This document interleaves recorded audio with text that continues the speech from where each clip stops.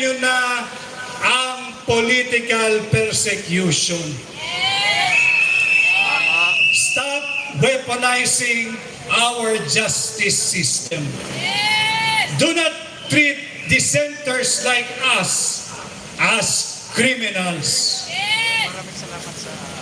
Do not treat opposing views like you're hearing today, like you're hearing tonight. Do not demonize us and do not weaponize the justice system. At yung inihingi natin, yung peace sa transparency, accountability, at peace. You and I are no longer safe. Our families are far from being safe.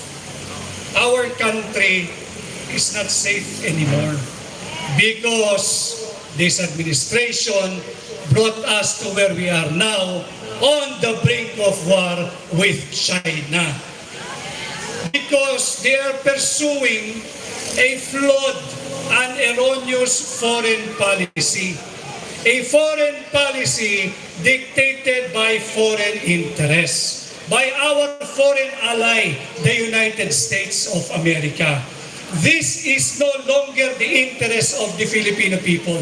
This is already the interest of the United States of America. That is why here in Hakbang ng Maisog, we say no to war. We advocate for peace. Ayaw natin sa armadong sigalot kalaban ang higanteng China. Uulitin ko, hindi natin interes ang digmaan.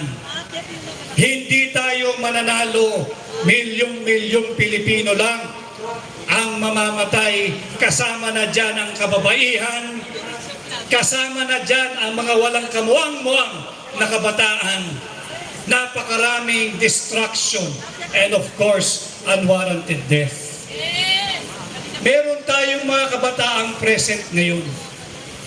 Let me just take you back a little. Yung ating experience nung COVID.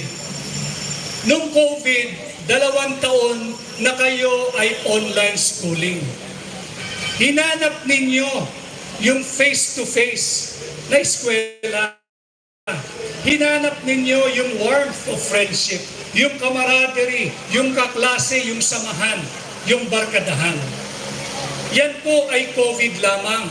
Pag sumiklab ang isang armadong digmaan laban sa China, hindi natin alam kung ilang taon magsasara ang mga paaralan.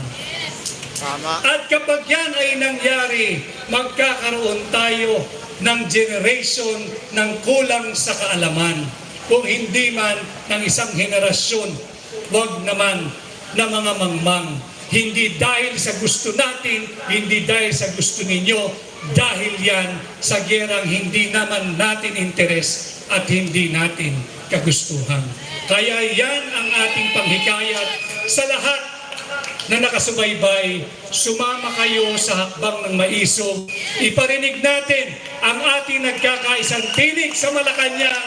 We say no to war!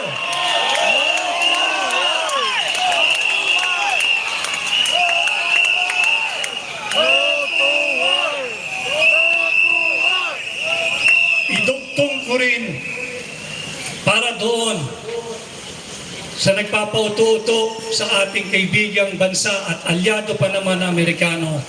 Hindi natin kaya ang digmaan. Hindi dahil tayo'y duwag. Hindi dahil tayo may defeatist attitude. But because we're speaking from a recent experience. Ano po yan?